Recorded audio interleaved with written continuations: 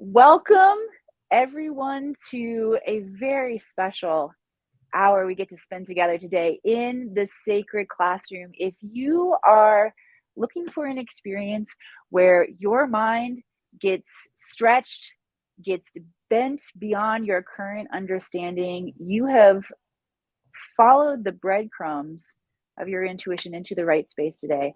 I am very excited to introduce my guest, Mike Ricksecker, to you all today. It is truly an honor to have this man here at the Akashic Academy. Mike, is this book number 13? That is book number 13, yes. Book number 13. Mike has been featured all over the Gaia TV network, the Travel Channel, Ancient Aliens. I've seen Mike's face and heard his wisdom all over the place. If you're a quantum sponge like me, you've probably heard of Mike before, and we have you here today to share with us more about your thoughts about time travel. And I'm fangirling out right now. I'm so happy that you're here and so excited to ask you questions. How are you doing today? Yeah, absolutely. Well, thank you so much for having me, Emily. This is, really an honor. I appreciate all the work that you do. And I really appreciate the insight that you provided for Travels Through Time. So I really want to thank you for that. And I'm doing really well today. I have a lot going on. The official book release for that is August 1. So I have a lot coming up here over the next few days. And you are actually my first official interview on just this book alone. Thank you for starting your press circuit here at the Akashic Academy. I hope that this sets the bar for all of the rest of your interviews. And I want to thank you for writing this book. Full disclosure, guys, I didn't get my copy until yesterday, so I just started reading. I'm about 50 pages in, and I've done the flip through thing where my intuition has brought me to certain sections that we're going to get to talk to Mike about today. But Mike, in the 50 pages that I've read of this book, you weave your personal story in with modern day scientific references, ancient wisdom. You've already talked many times about the 7 Hermetic principles and cited them specifically. You've talked about ancient Egypt and Lemuria, all things that are just so near and dear to my heart. It's hard to put your book down. Well, thank you. I appreciate that. And it's one of those things where, and it's part of, this is book number 1 in the Connected Universe series. And the philosophy there is pretty basic. Everything is connected. Us to each other, to the planet to the solar system, to the galaxy, to the rest of the universe and beyond. And I was really inspired some years ago, the Chandra X-ray telescope image of, it just looks like this vast web of interconnectedness. And really what it is, it's like gas filaments between the galaxies. And so it was finally like that visual, okay, we talk in these different circles that, we're all connected. And here I am actually looking at the image. Okay, this is actually legitimate. So when we look at something as esoteric as time travel, well, it's going to be connected to us. It's going to be connected to the ancients. It's going to be connected to science. It's going to be connected to all of these different fields. And so that's what this book is. Yes, we dive into time, the nature of it, and time travel, but it's also an introduction into how the universe is connected. Well, I can feel into how much is coming on the tail of this book. It's definitely about more than time travel. It's about understanding time differently, and then what that means for humanity, what that means as we begin to understand in this different way. And how many books are in the series that this is the first one? Excellent question. I'm glad you asked. I don't know at this point. I have several in my mind that are on the table. And what I had originally done, what I originally sought out to do, was create a Connected the Universe, or Connected Universe, the book. That was going to be it. And I had a lot of different subjects that I had encapsulated within this book that I had started writing. And one of those, of course, was time travel. And when I was in Egypt just this past February, it was toward the end of the trip, and I had just done a large presentation on uh, ancient Egypt, stargates, the Atlantis connection, all of this elements that are going to be a part of other books in the series. And it just hit me. Connected the Connected Universe, the Connecting the Universe series, or Mm, I should say, the Connected Universe is not just a book; it is an entire series, and so thus came, the Connecting the Universe series, and it just hit me that time travel is going to be the first thing. That's where we're going first. Second book is going to be on Stargates of Ancient Egypt, which is the tour that I do with Muhammad mm, Ibrahim. We'll get into Atlantis with that as well. I do want to touch on triangle areas of the world and those hmm. sacred PowerPoints, which is, I touched on, of course, with my previous book, Alaska's Mysterious Triangle. But when I want to hit all of those areas, and we'll keep rolling from there. Consciousness, of course, will be a part of this as well. It's so exciting. When I was sitting out on my back porch and reading through the first 50 pages that I've read through, my guides were saying Nobel Prize. And I will tell you that they've dropped that in my field a couple times. It's not often that it happens. It's pretty rare that they will tell me that. And it's never come to fruition yet that when I've heard that the person's won the Nobel Prize. So what I've come to recognize is that it's symbolic for the impact. And when you talk about the books that are to follow that are already illuminating in your consciousness, wow, we are in for a treat as humans. Thank you for showing up in your genius and making this happen. Um, all right, so you obviously think time travel is happening right now. Correct. Can you give us a real life example that we might not normally think of as time travel so we can just begin to think about this concept in a different way? Yeah, there's a lot of different ways in which we can look at this. I think first we have to look at what time really is. Time is a human construct to describe Hmm. our reality, just describe our existence. It helps us to plant the crops at the right moment. It helps us, Yes. to get to our job when our supervisors are looking for us, and that sort of thing. So it helps us regiment our daily lives. But outside of that, it doesn't truly exist. I have a thing that I've put together, which is chapter 2 of that book, which is called Stacked Time Theory. And within this, basically, take where you're sitting right now. Every moment that Okay. has happened, is happening, and will happen are all happening concurrently. And this is not a totally original idea. Uh, when I started, it's an idea that popped in my head a couple decades ago. But as I started doing research, I discovered, oh, Einstein had similar concepts to this when he had his block universe. He talked about some very similar things, and so I dove down this path in researching this phenomena and how we can look at it. And I look at it as a stack of photographs. And each moment in that place where you're sitting is Hmm. a stack within those photographs. And there are moments in which two of those photos, for lack of a better term, will resonate at the same frequency, and we'll get a glimpse of another moment happening before us. Now, this may be something that we, uh, you know, somebody may see a what they would call a ghost, but then that ghost will turn and look at them as if they're the ghost. And so this is really what we'd call a time slip, rather than meeting with a human spirit or something like that. You're actually interacting with another point in time. And so that's just one particular example.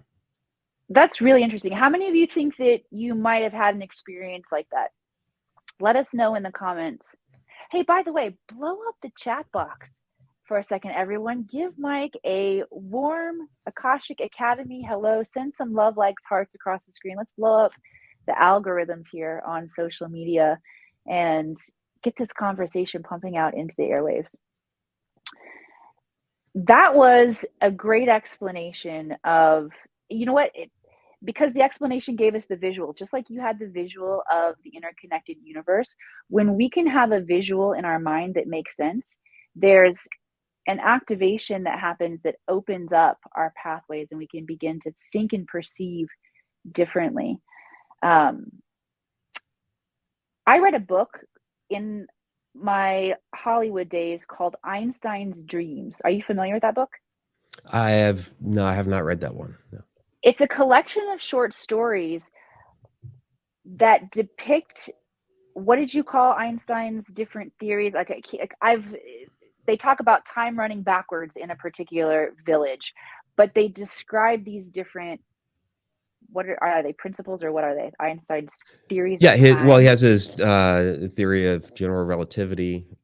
He has his idea of the space-time continuum, block universe. Kind of depends on which section we're talking about, but they're all related. Okay, fair enough. Einstein does have a lot of different theories.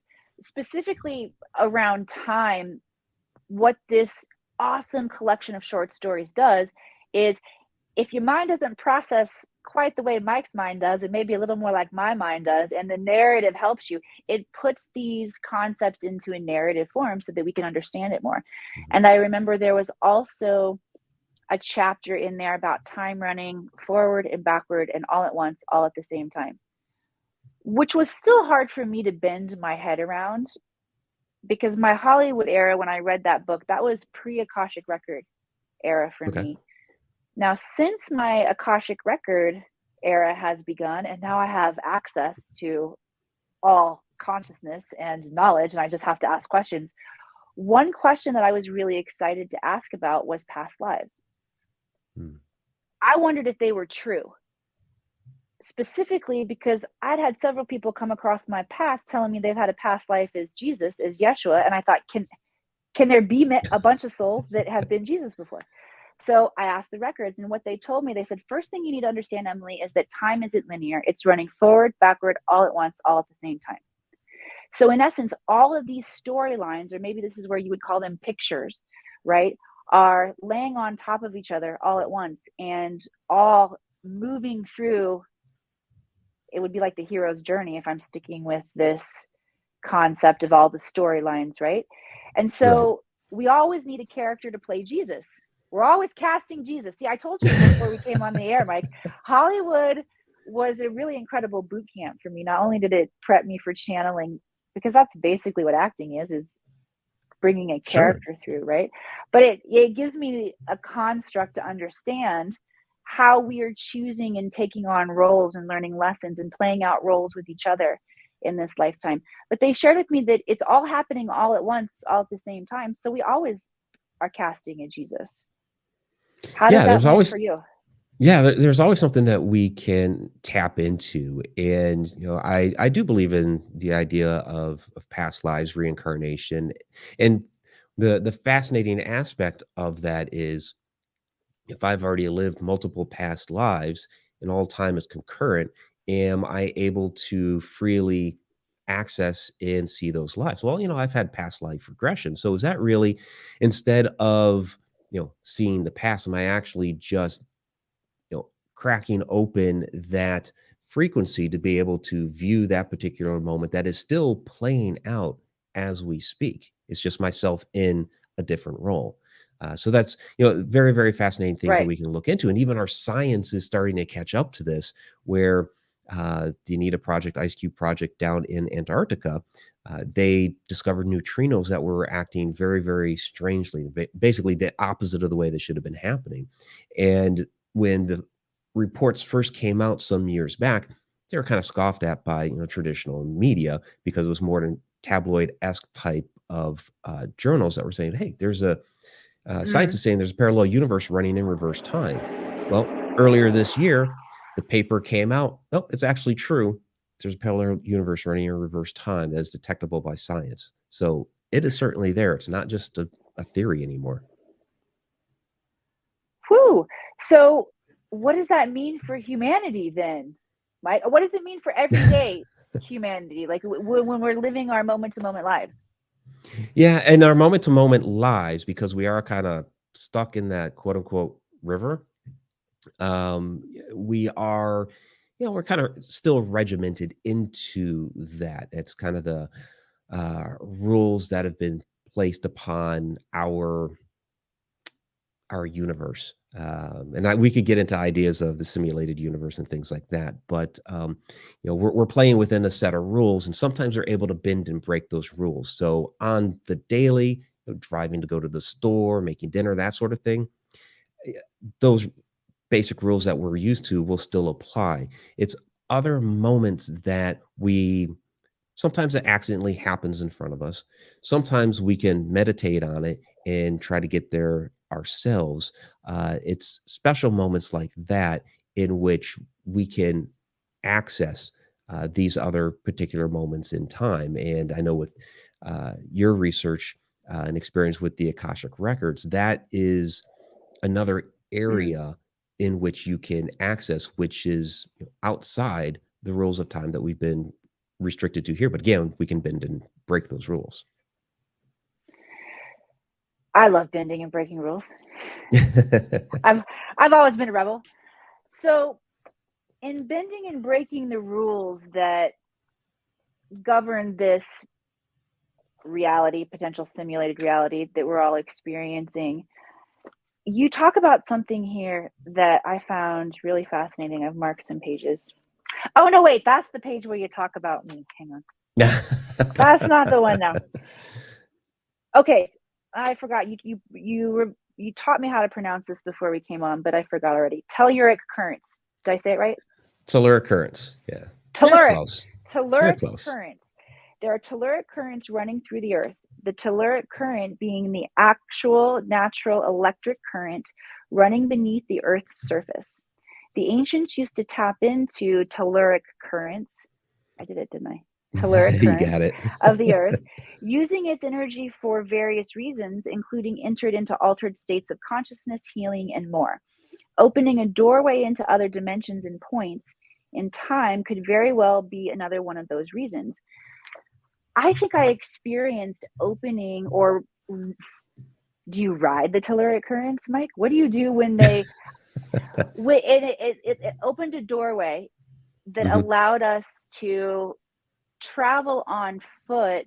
What took us 2 hours in one direction took us about 20 minutes coming back. Wow.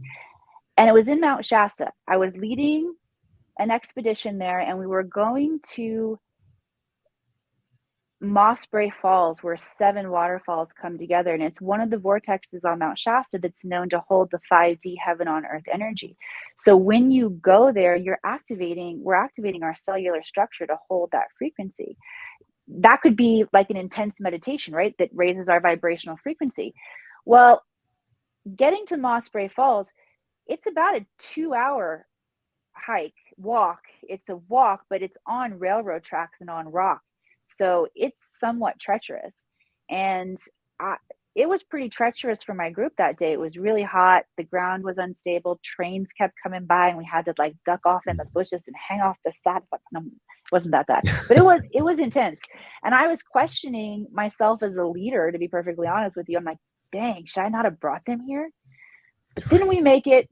We spend time in the waterfalls. We get all activated with the 5D energy, and then we're like, okay, we're ready to go back. And as we're getting ready for the trip back, we head in with a completely different attitude and energy. And Mike, we're back at the car in 20 minutes. Do you think we rode a telluric line? That's interesting. It sounds like you may have had some sort of a little bit of a time jump or something like that. You hear stories of things like that happening. Bermuda Triangle, Bruce Gernon, he's in an airplane. He had a visual on it though, because he actually went through what he called an electronic fog, and boom, all of a sudden Miami's below him, where he basically traveled 100 miles in 3 minutes in a little prop plane. So you do hear stories like that. Now, where the telluric currents come into play, this is the energy within the earth, and people will more commonly understand the term ley lines.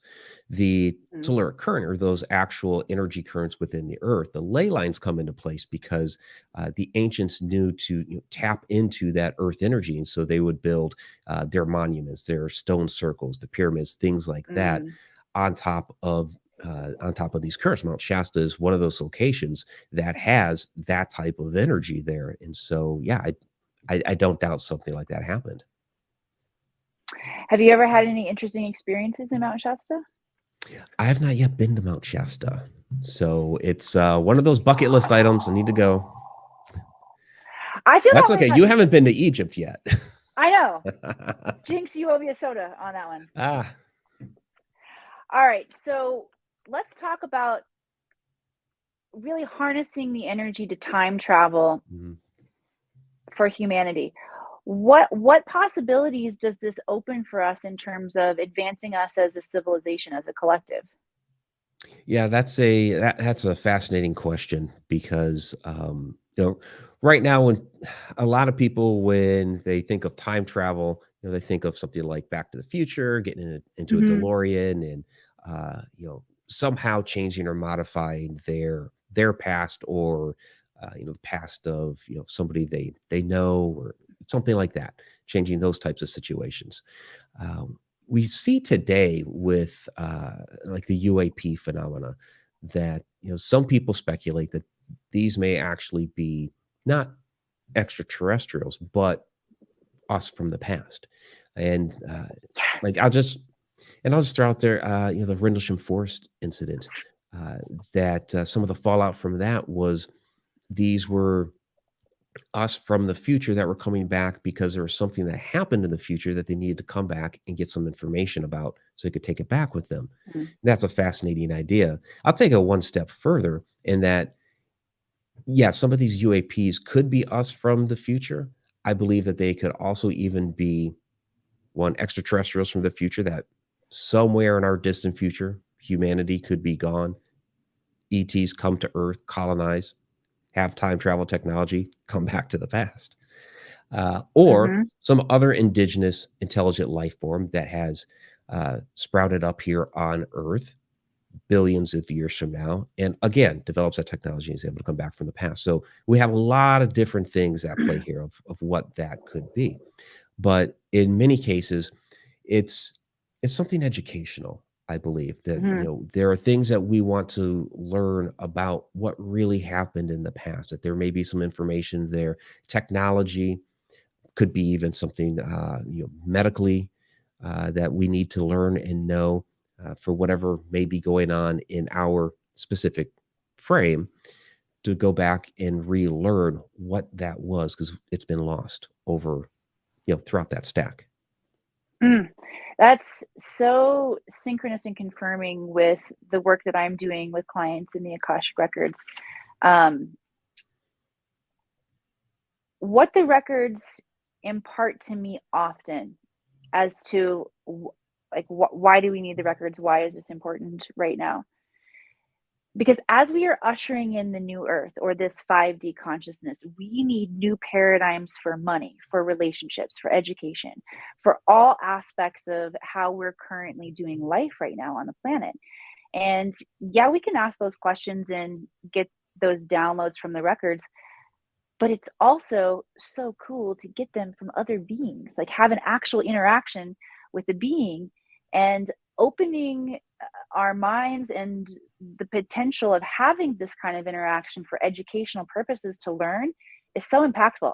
I was working with one of my clients yesterday or no, 2 days ago.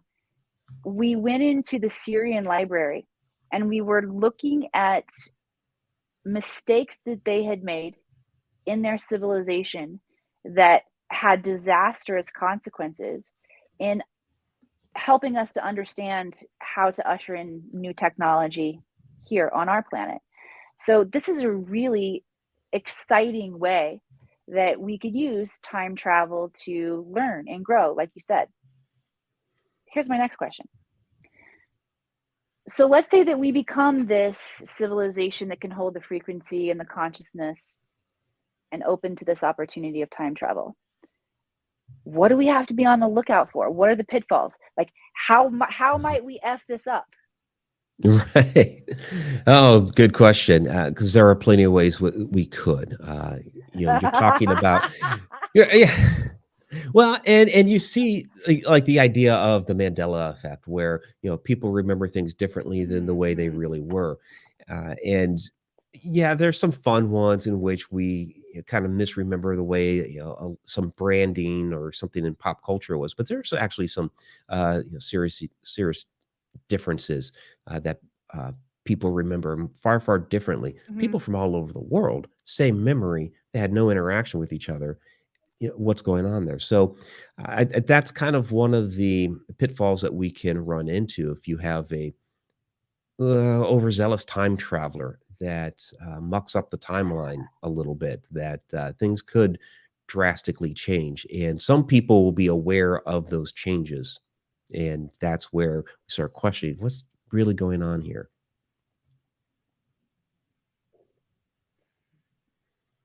You're having a thought on that. Yeah, I'm getting some downloads. Well, here's what I was wondering. I was wondering if, let's say this overzealous time traveler punches just the right code on his flux capacitor. He goes back, he changes the timeline. Is he changing a timeline, or is he opening up a new one? If there are infinite parallel realities, Yeah. is he? How do we know? What's that all about? That's one of those interesting. Our sci-fi has done a lot there to usher in that possibility, and I'm open to it. Here's the thing: is there's this idea out there that every single decision that we make spawns off another universe. Now, I can make a decision right now to hold up this thing of water in front of the camera. Did that really spawn off another universe? I mean, you think about how many billions of people there are in the world. Okay, there's who knows how many billions or trillions or quadrillions entities there are in the universe, each making thousands, if not millions, of decisions every day. Does each one of those spawn off another universe? So then, some people say, "Well, no, it's just major decisions like." Uh, buying a house, getting married, that sort of thing. It's like, okay, now we're putting rules upon it. But what a little thing I do over here may actually drastically impact somebody over there. And that becomes a big decision for them. So the rule thing kind of doesn't work. But that said, you do end up, if you go back and you change something in the past, yes, you do end up with two different realities that are remembered differently by multiple people. So what do we do with that? And this is kind of where I look at the simulated universe. We're all within this simulation. I don't necessarily mean a computer program because I believe it's more organic, biological in nature, right down to our molecular Mm-hmm. structure. Um, but all the programming is in here. So we can kind of toy around and play around with things as we want. And yeah, in our in our consciousness, we recognize that there are multiple things going on, but it's still kind of all contained within this universe. Now, there are multiple universes. Actually, even our theoretical physics has determined there are multiple physical universes out there that each have their own unique um, nuclear properties, chemical properties, things like this. Some are like us that are able to grow, sustain life. Others, they may fizzle out very quickly or not even really get started at all. But we kind of, with our universe, entered in that Goldilocks zone. So there's actual physical universes out there as well. So we're really dealing with Mm. multiple things here, which is one of the things that makes this line of discussion really deep, intricate, and complicated. And so I've tried to break it down nicely within the book, but it's something that we will have to explore more deeply in another work because the idea of multiple universes kind of really goes beyond the discussion of Mm-hmm. time. Okay, well, we can discuss that one in maybe book 4, 5, 6, whenever Yeah. that comes in. Let's just take a moment and plug the book. Where's the best place for people to grab this right now, Mike? Right now, you can get it in most major outlets like Amazon.com, Barnes and Noble, those locations. For pre-order right now, it goes live August 1. But yeah, if you put your order in now, you should get it soon. Yes.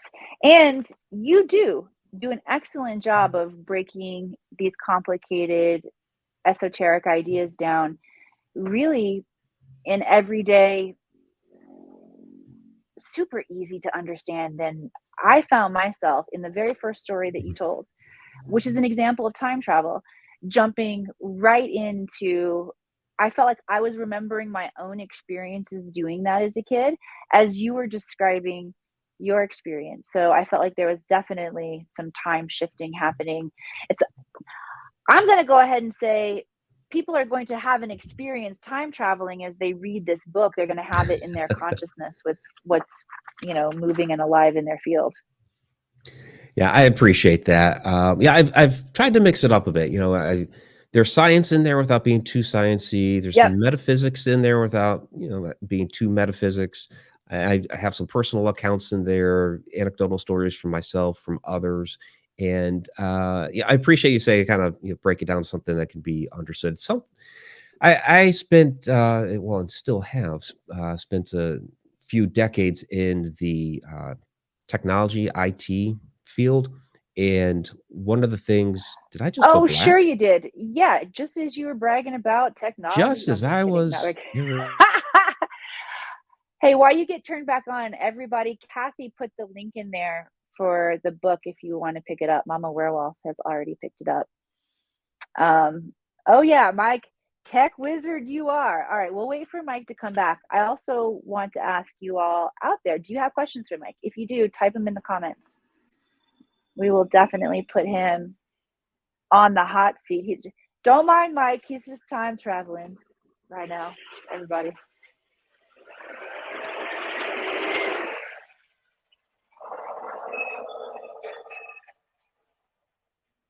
All right, well, I will share with you then while we're waiting for Mike to get back.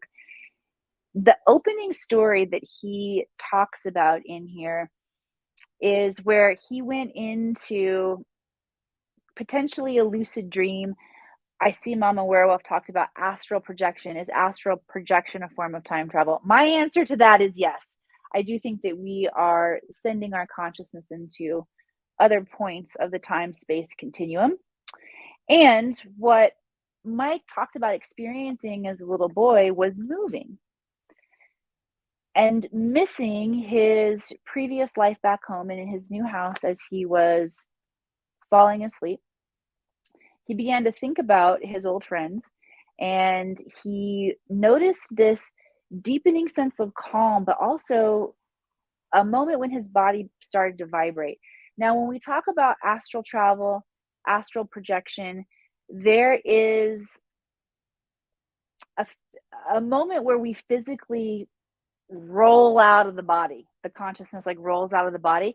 And that vibrational frequency that's happening in the body can be an indication that we are about to have an astral travel or an experience time traveling. And Mike noticed this happening when he, I'll call it, woke up on the other side. He woke up in his bed in his old town, his old neighborhood, which can definitely feel like a dream. Or we would question ourselves, am I experiencing a dream right now? I bring this into your awareness so that you can notice any dreams that you've had that might have been a time travel, or you thought it was a dream, but now you're thinking, did I really move through the time space continuum? I was just giving them some things to reflect on to find areas where they were time traveling as you're making your way back. Welcome Great. back. Yeah, thank you. Yes, the universe humbling me as I'm talking about technology. I appreciate that. So good. Well, your book's about to get Yeah, so huge and you're going to win the Nobel Prize. You got to keep you humble through that process along the way. there we go.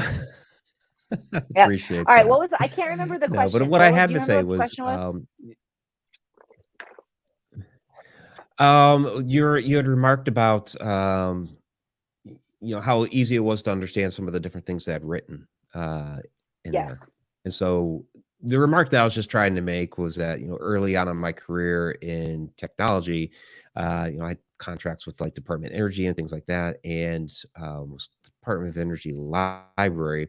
And the people that I was working with there were librarians, not tech savvy people, and they always appreciated how I could take a really complicated technical task and explain in more layman terms what it was that we were about to do. So, so I try to include that with my writing in this type of field.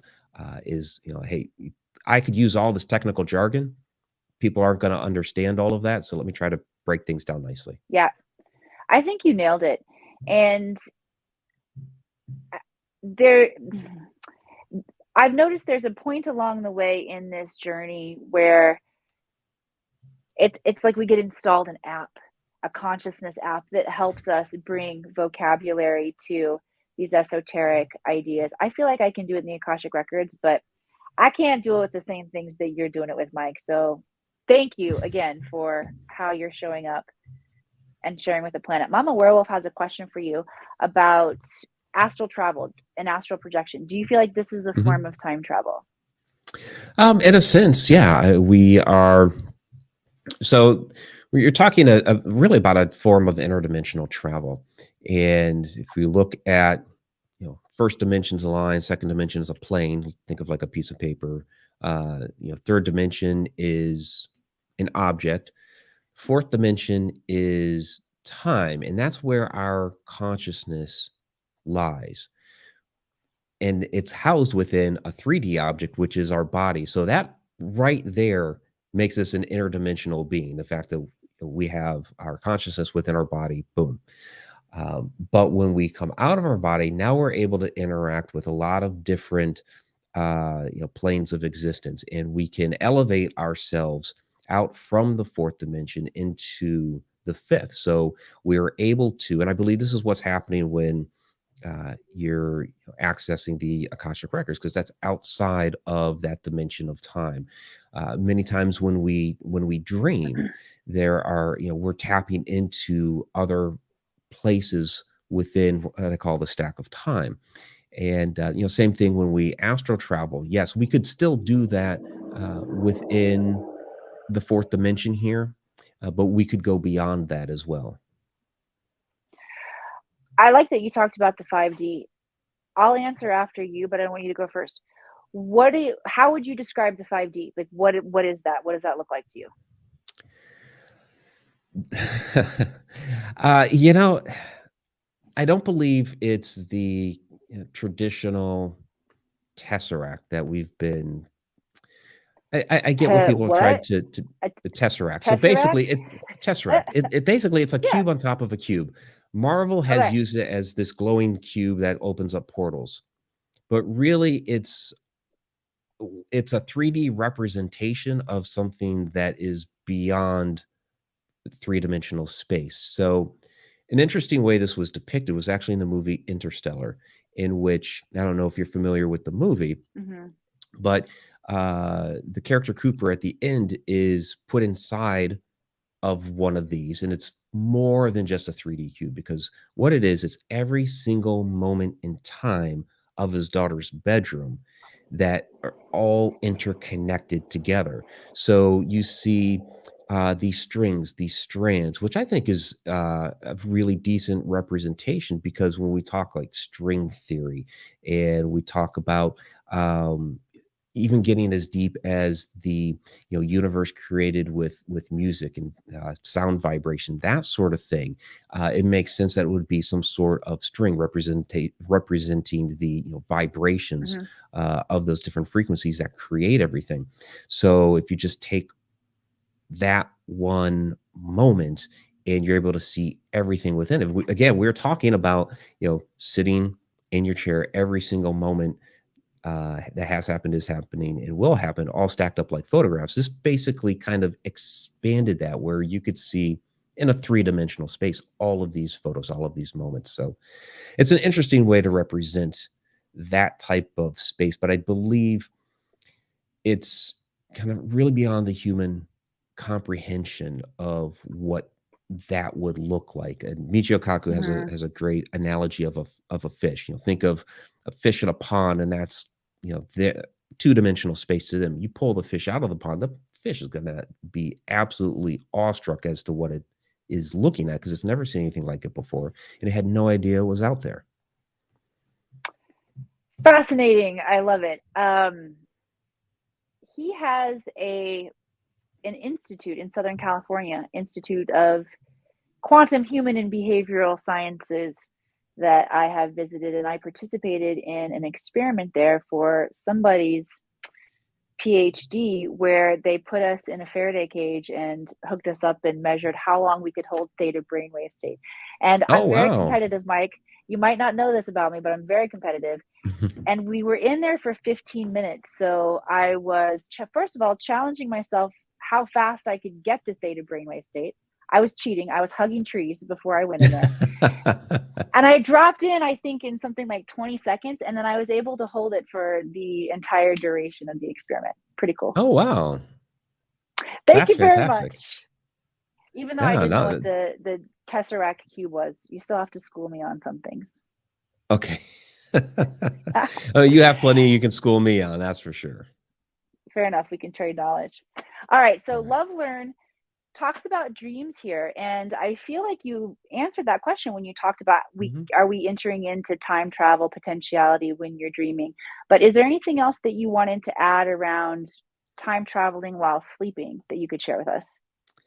Um, yeah, what's fascinating about that is, while you're sleeping, you may get a glimpse of a future moment, and a lot of times things will show up. And I saw also somebody mentioning deja vu down in the chat. Yeah, it'll Yes. come up as a deja vu. Yeah, you might have a full recollection of it, which has happened to me before, where I have walk into a location. It's like, I've been here, but it was in a dream, and some things pop up as like, this is familiar. Other at other times in dreams, it might not be a full time travel like that, but where you're accessing the records and you're getting pieces of information. So, the setting could be something that's very surreal and isn't necessarily a time travel, but you're still accessing the records. So, in a sense, you are, but visually, it's something that's more surreal. Cool. Deja vus are super interesting.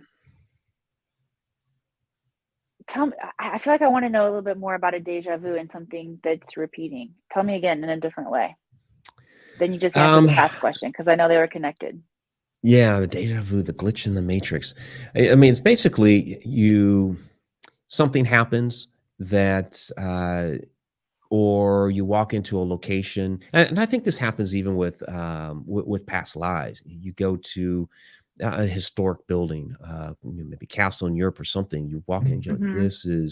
this is extremely familiar. I'm feeling, having that deja vu moment as if I've been here before, but you don't have a physical memory, of being in an awake state, of actually physically being there, but it's so darn familiar. You've been there.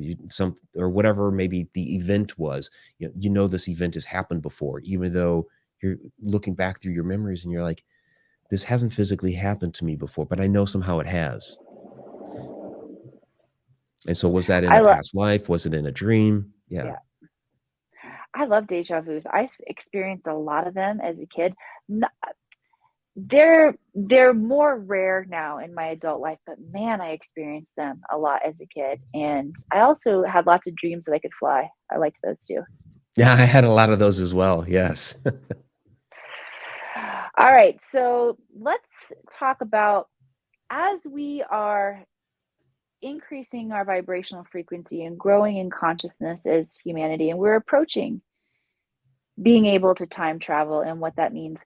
What are ways that you feel like we need to, as individuals, do the work that it takes to get to that collective? And then how does society need to change for us to get there? Well, society has a lot of changing to do in a lot of areas. Um, but as the individual, I think we need more meditation. We need, yeah, and I am guilty of not doing uh, anywhere near as much meditation as I need to do. Um, but taking that time, uh, you're reflecting inward, uh, meditating, getting yourself into a vibrational state to open Mhm. yourself up to uh, these different areas where you could access time, maybe project. tune into the records. There's a lot of different things that we can do from those different states. And so, we need to take the time to be able to bring ourselves into those frequencies to do that. Well, of course, I love that you said tuning into the Akashic Records. How do you feel like the Akashic Records can benefit or assist humanity right now in filling in some of the gaps where there are mysteries, quantum mysteries about how the universe works, mysteries about our past? Yeah, I think some of those things aren't going to be, it's almost like they're not privy to us. I remember I said we're kind of stuck within a confined set of rules, and it's almost as if there's some rules in place that won't let us into certain pieces until we're ready for it, or maybe the right Mm-hmm. person with the right, you know, frequency or resonance has to come along to be able to tap into that and get that knowledge. But all the knowledge of the universe is there. I believe that everything that has been known and will be known is already written into the universe, and it's being able to access that information and then, of course, apply it to our daily lives. So it's all there. But how do I want to say this? There seems to be a struggle sometimes, and maybe it is because of what happens on the daily here, that struggle becomes very real to be able to make those things happen. But then all of a sudden we have a breakthrough, and it seems like when that breakthrough happens, it's like dominoes that just tumble, and all of a sudden a lot of things happen at once. Yeah, it's like, can we wake up within the dream that is life, like the things happening in everyday life, and bring ourselves back into that higher state of consciousness? Let's see. So many things pinging in my field. Where do I want to go with this next? I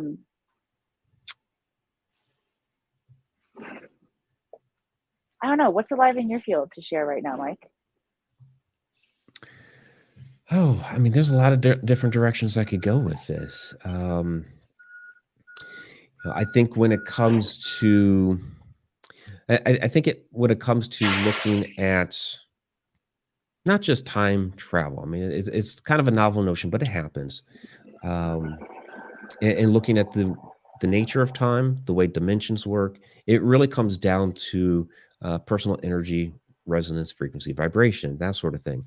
And I believe what we really need to do is be able to uh, recognize that we're energetic beings. I know a lot of your listeners and followers are already aware of that, but I think so many people in this world are just kind of blissfully going along through life and kind of forget that no, we are actually energetic beings. That there is so much more beyond this three-dimensional realm, that we need to be able to take a moment, stop, pay attention to it, be able to tap into that energy, and we can produce a much more fulfilling life. We get stuck in the mundane, and that's the thing when we talk about time, is that time being a human construct, it's also extremely mundane. You think second after minute after minute, it's tick tick tick tick tick, but that's not really the way the universe works. Yeah, it really is all about becoming a vibrational match to that which we want to experience and want to create. And then we, in essence, jump through time and begin to have that experience. Wow, we are masterful beings, being as biologic as we are, but then able to travel quantumly. What an exciting time to be here on the planet and opening up our minds to all of these possibilities. You talked about the Akashic Records and being able to tap into that space once our frequency raised to a certain point. But then you also talked about areas where it feels like we might be a little blocked or we're not getting the information yet. I have a theory about that, and I would love to hear what you think about it. And Oh, that do tell. is, once we're able to formulate the question, that's in essence an indication of our readiness to receive knowledge. And what I know about the Akashic Records is we can only get knowledge that we are ready to receive. So how does the Right. record know what we're ready to receive? Well, it's based on the questions that we ask.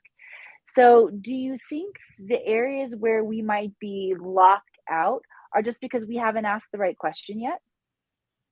Yeah, I'm certainly on board with that. It makes a lot of sense. And the question might be in the general realm. It might be in the correct spirit, but what's the purpose behind the question? There's always other That's things huge. underlying whatever the question is, and so those things might not be aligning to the question. So therefore, the question's invalid, and so the question needs to be rephrased, which means the other things that are underlying the question need to be reworked. So yeah, I certainly agree with that. I would say that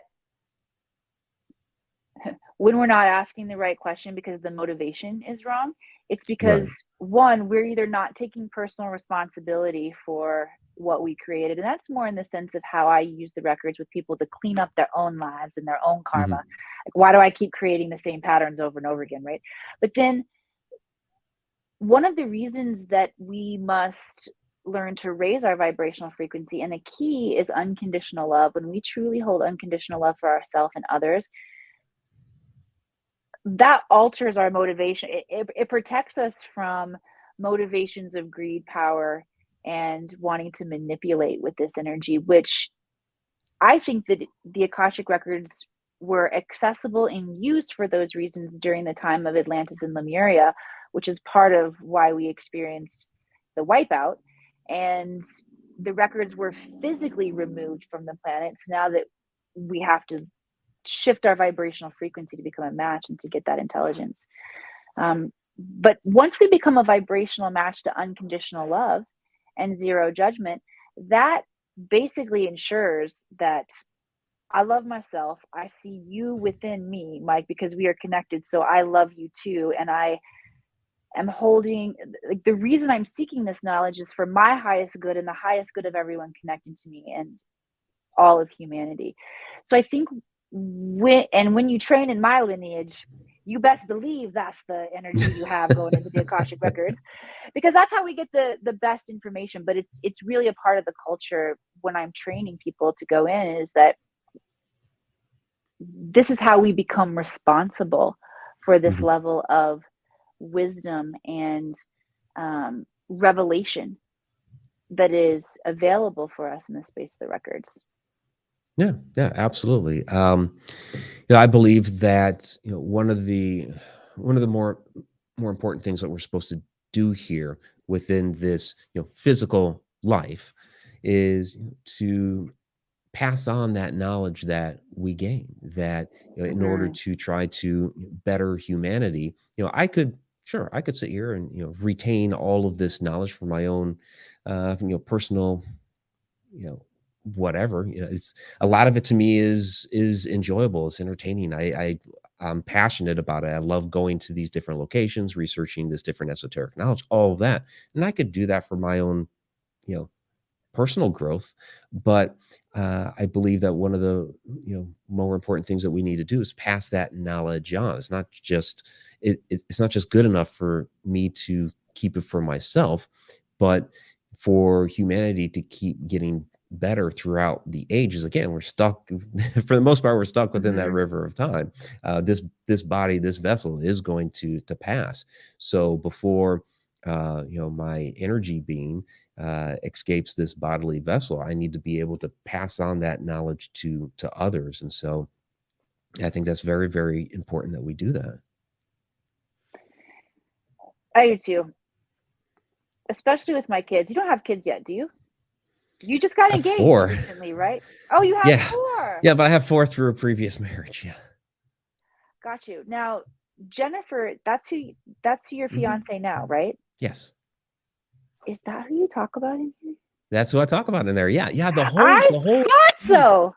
the whole incident, I don't know if you got to it yet with the school. Oh, that was really, really interesting because we've known each other since first grade.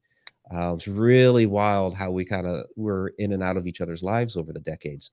And I'm just minding my own business in the library in first grade, looking through some books, and all of a sudden she just plants a kiss on my cheek. And I was shocked. I was surprised, like, okay, because we didn't have a lot of interaction before that. But it's something that always stuck with me throughout the years. And in talking with her throughout the years, she was like, it's something that I just really felt compelled to do. It's like something, had told me, just kiss him on the cheek.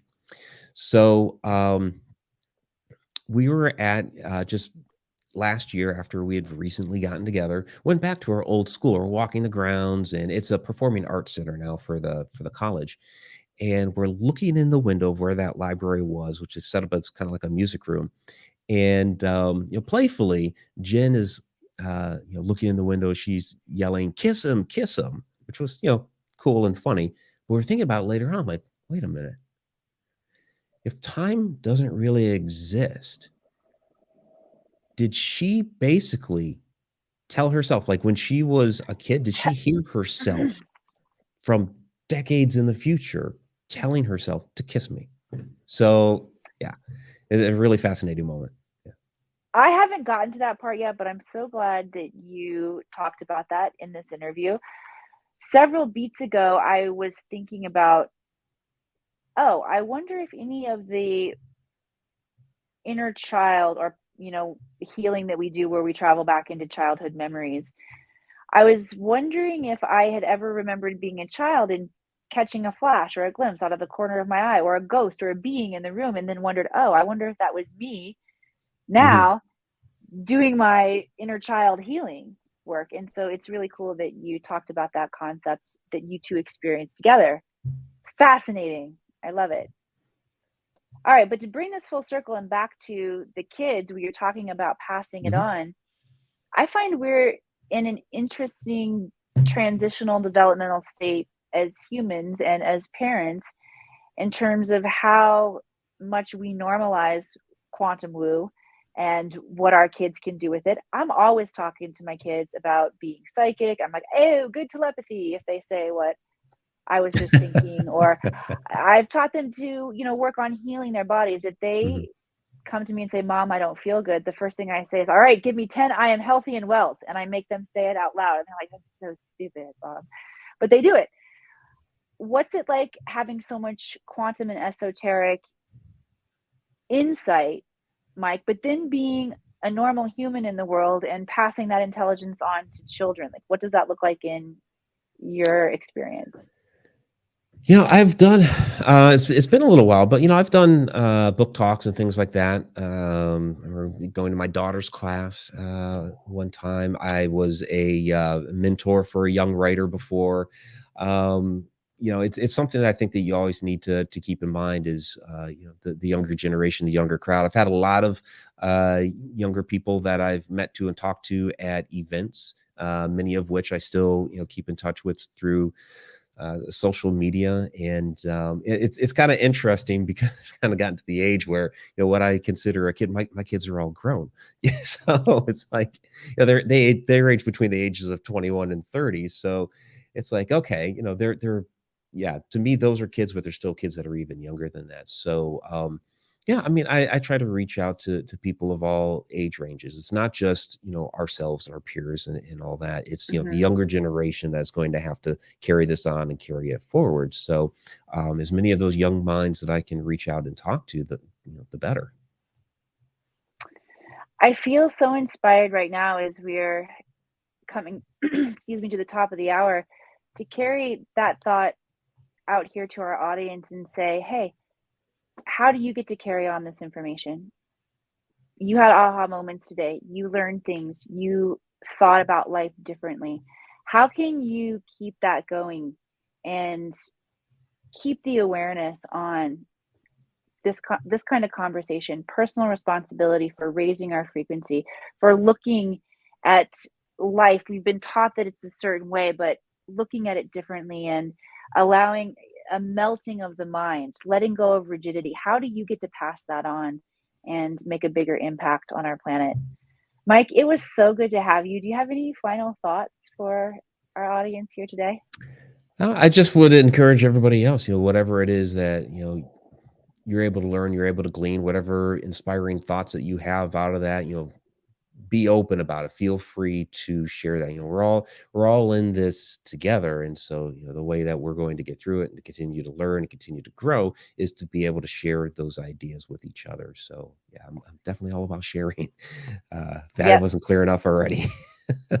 Share out this broadcast too. If you have had an expansion here, an aha moment, or you know that there's somebody in your life that could benefit from this conversation, please share it out. And then promptly go get your copy of Travels Through Time. Mike, I look forward to the day that our paths cross in person and you can sign this for So me. do I. Absolutely. Will you I'd really be happy to. will you sign that part where you talk about I me will being a past absolutely liver? sign that part for you. Yes. Yes. Awesome. Thank you for being here. Thank you for joining us, everybody. And we'll see you next time here at the Akashic Academy. Bye.